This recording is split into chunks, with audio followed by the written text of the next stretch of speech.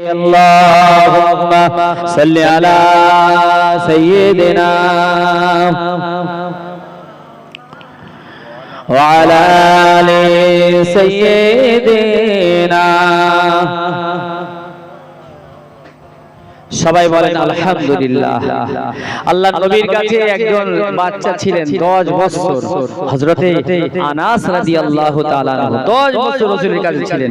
আমাদের অনেকের বাড়িতে চাকর থাকে না, চাকর থাকে, আগে থাকতো না বেশিরভাগ।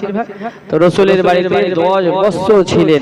হযরত আনাস বলেন, আল্লাহর নবী কোনদিন আমাকে বলেননি যে আনাস ওই কাজটা কেন দেরি হলো, ওই কাজটা কেন এখনো করনি, কেন তুমি পারবে না, আমার বাড়িতে আছো। 10 বছরের ভিতরে আল্লাহর রাসূল কোনদিন আমার সঙ্গে হেকে কথা বলেননি। একটু খুশি হয়ে বলবেন না, ওয়া ইন্নাকা লাআলা খুলুকিন আযীম। আল্লাহ পাক চরিত্রবান করে আল্লাহ পাক আমার নবীকে পাঠিয়েছিলেন। আল্লাহ বলেন আমি যেমন পবিত্র, আমার বন্ধু তেমন পবিত্র। এই আযীমটা আমি আল্লাহ কোন নবীর নামে লাগাই নাই, শুধু আমার হাবিবের নামে লাগিয়েছি। অন্য নবীদেরকে আমি খলিল বলে ডেকেছি। খলিল মানে বন্ধু, ওই বন্ধু যে বন্ধু আল্লাহকে ডাকে। আর আমি আমার নবীকে খলিল বলি নাই, আমি আমার নবীকে হাবিব বলে ডেকেছি।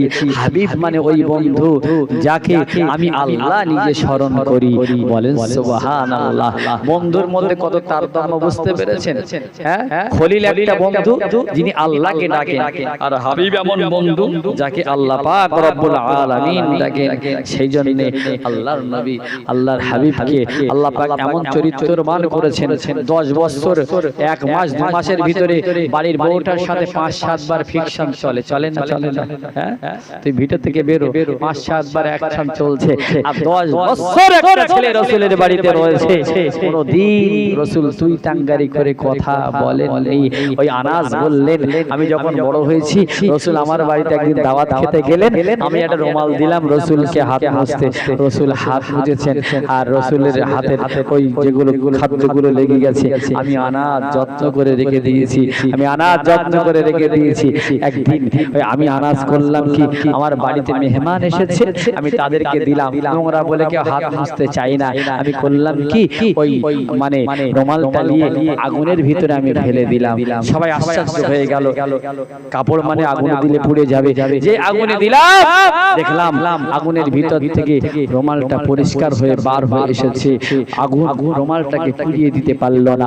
মেহমানরা জিজ্ঞাসা করছে আনাস কি তুমি কোনো জাদু শিখলে নাকি? বলছে না রে, আমার রাসূল এসেছিলেন, এই রুমালে হাত মুছেছিলেন, ওই জন্য পরীক্ষা করে দেখছি রাসূল যে কাপড়ে হাত